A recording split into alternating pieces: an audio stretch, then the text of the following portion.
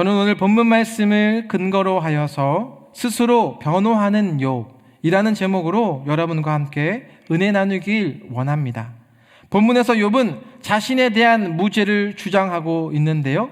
먼저 오늘 본문 1절 말씀을 우리 같이 한번 봅니다. 시작. 내가 내 눈과 약속하였나니 어찌 처녀에게 주목하랴. 욥은 자신의 음행을 범행하지 않기 위하여서 어떻게 한 것을 보냐면 자신의 눈과 언약을 세웠음을 잘 볼 수 있습니다. 그래서 욥은 처녀를 바라보는 것이 어떤 사회적 규범이나 율법 등으로 인하여서 그러한 것이 아니라 본인 스스로 그것이 잘못된 것임을 깨닫고 하나님 앞에서 이와 같이 하지 않겠다라고 결심한 것입니다. 이것이 욥의 삶이 가식적이지 않았고 무엇을 얻기 위한 것이 아니라 자신의 경건한 생활이 자원함으로 주님 앞에 즐거움으로 드려지는 것을 볼 수가 있습니다. 베드로전서 5장 2절에 하나님의 뜻을 따라 자원함으로 하며 더러운 이득을 위하여 하지 말고 기꺼이 하며. 사랑하는 여러분, 부모가 자녀를 사랑하듯 오늘 본문의 욥은요 자원하여서 즐거운 마음으로 그것을 지키며 나아간 것을 볼 수가 있다는 것입니다. 그러니까 우리는요 보이는 것 때문에 우리의 마음이 빼앗기면 될까요, 안 될까요? 여러분들이 빼앗기시면 안 된다라는 것입니다. 이 새벽 예배에 내가 알고 계시는 그 직분자들이 나오는 것이 여러분에게 중요할까요, 안 중요할까요? 내가 잘 아는 우리 장로님, 권사님이 이 예배에 새벽 예배에 나오셨는지 안 나오셨는지 그것 때문에 이 예배 때문에 그 내 마음이 숫자 때문에 요동치면 안 된다라는 것입니다. 중요한 것은요, 나의 예배를, 오늘 이 찬양을, 나의 기도를 하나님께서 받으실 것인가, 나의 지금 이 예배가 주님 앞에 기쁨으로 나가고 있는가, 그것이 더 중요하다라는 것입니다. 그래서 직분자들이 예배 안 나오는 그것을 내 스스로 판단하게 되면 내 스스로 내 자신도 모르게 하나님의 자리에 올라가 있는 것을 볼 때가 있을 수 있어요. 그래서 보이는 것 때문에 내 마음이 주님께 다른 것에 빼앗기는 것이 아니라 더욱더 주님을 바라보며 그러한 것들 때문에 내 마음이 빼앗기시면 안 된다는 거예요. 그렇다면 욥은 왜 자신의 눈과 언약을 세웠음을 우리에게 말씀해 주고 있는 것일까요? 왜냐하면 인간은 보는 것 때문에 약하기 때문에 우리의 죄가 안목의 정욕에서 오기 때문이라는 것입니다. 그래서 집에 가서도 여러분, 우리가 다른 사람이랑 이야기할 때 왜 그분이랑 이야기할 때 다른 사람과 비교하면 될까요, 안 될까요? 비교해도요 그분이 왜 달라지지 않는데 왜 다른 사람들과 비교해서 상대방의 마음을 아프게 하는지 모르겠습니다. 다른 사람이 무슨 똥가방을 메고 왔는지 어떤 채널의 가방을 샀는지 보이는 것 때문에 인간은 약하기 때문에 계속 공격을 한다는 것입니다.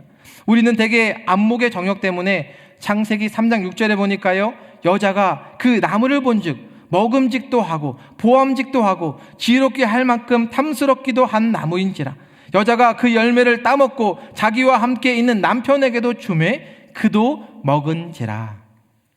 하나님께서요 금하신 그 나무를 따 먹음으로써 아담과 하와는 하나님의 경고에도 범죄의 길로 가게 된 것을 잘 볼 수 있습니다.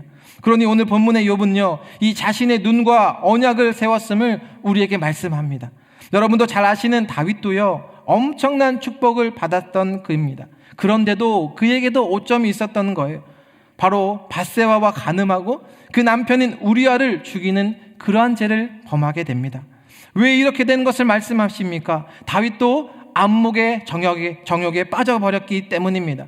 그런데 오늘날에도요 점점 더 자극적이고 그런 것들이 우리에게 너무 많이 노출되어 있습니다. 예전에 저는 부모님하고 마이애미 비치라는 곳에 간 적이 있었는데요, 부모님께서 저에게 이야기하실 때 여기서는 올만한 것이 못 된다 라고 하신 적이 있으셨어요. 노출이 너무 심하니까.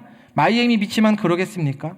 이 안목의 정욕은요 일시적 쾌락을 가져다 줄 수는 있겠지만 우리에게 영원한 고통을 가져다 주기 때문에 우리의 경건한 삶에 있어서 요한일서 2장 16절의 말씀에 이는 세상에 있는 모든 것이 육신의 정욕과 안목의 정욕과 이생의 자랑이니 다 아버지께로부터 온 것이 아니요 세상으로부터 온 것이라. 아멘. 우리가 이 세상을 살아가지만 이 세상과 타협하면서 살아가는 그러한 인생이 아니라는 것입니다. 오늘 보면 3절과 4절의 말씀을 우리 같이 한번 봅니다. 시작. 불의한 자에게는 환난이 아니겠느냐, 행악자에게는 불행이 아니겠느냐, 그가 내 길을 살피지 아니하시느냐, 내 걸음을 다 세지 아니하시느냐. 아멘. 그러니까 욥은요, 하나님께서 불의한 자에게는 환난을, 또한 행악자들에게는 불행을 주실 것을 이야기하면서 자신의 모든 행위를 하나님께서 감찰해 주심을 지금 진술하고 있습니다. 이로써 욥은요, 심판자이신 하나님을 의식하는 자였기 때문에 죄를 멀리하게 되었고 의로운 삶을 살아갈 수가 있었던 것입니다. 저는 멕시코의 김윤상 선교사님의 간증을 들을 수가 있었습니다. 이 선교사님은 사역 도중에 큰 교통사고를 당하게 됩니다. 자신의 몸의 피가 무려 60%나 출혈이 되고 20회나 넘는 그런 수술을 거치게 됩니다. 가족들에게 더 이상 살 가망이 없다는 그런 이야기를 의사가 전하게 됩니다. 중환자실에서 24일간의 혼수 상태에 있었는데, 그런데 이 혼수 상태에서 선교사님은 영적인 세계를 경험하게 됩니다.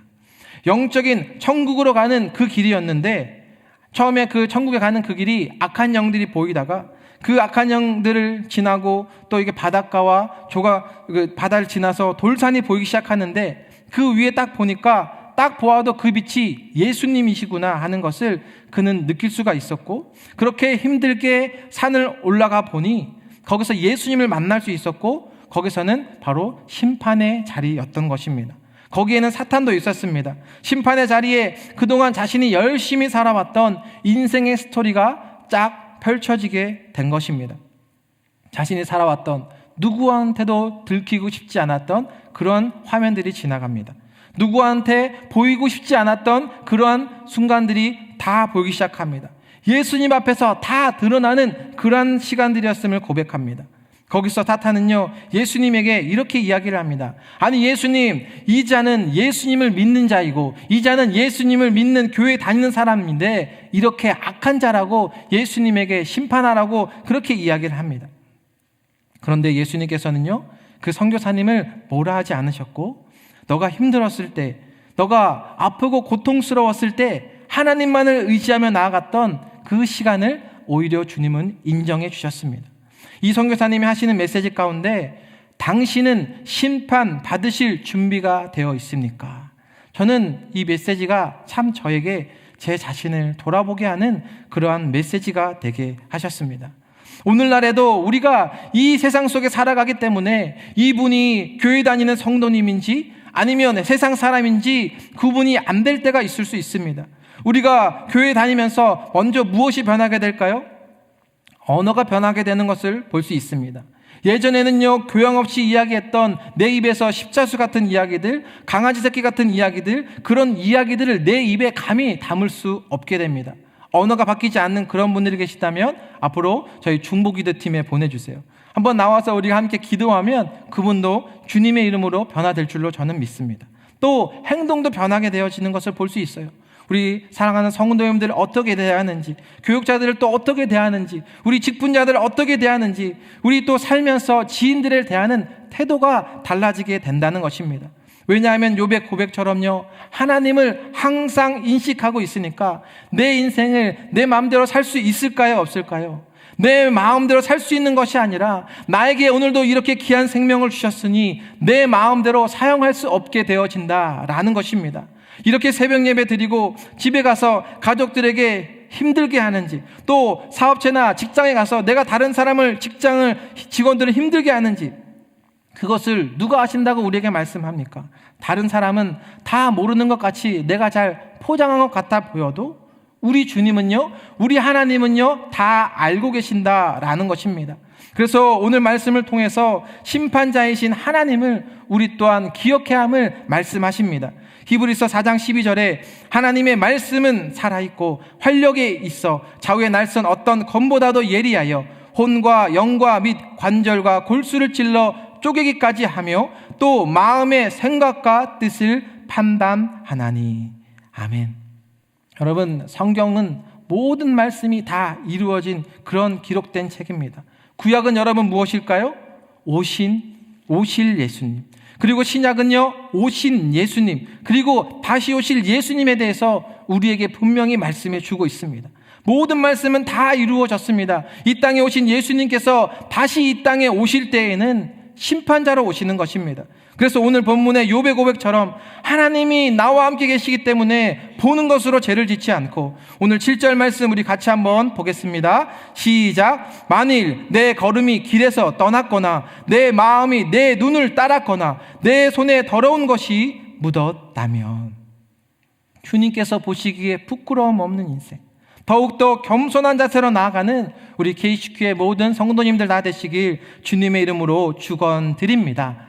우리 함께 마지막으로 살펴볼 것은 나에게 구제란 무엇인가 라는 것입니다. 오늘 이제 후반부 16절부터는 욥이 자신이 가난하고 불쌍한 사람들을 외면하지 않고 그들에게 어떻게 자비를 베풀었음을 증거하고 있습니다.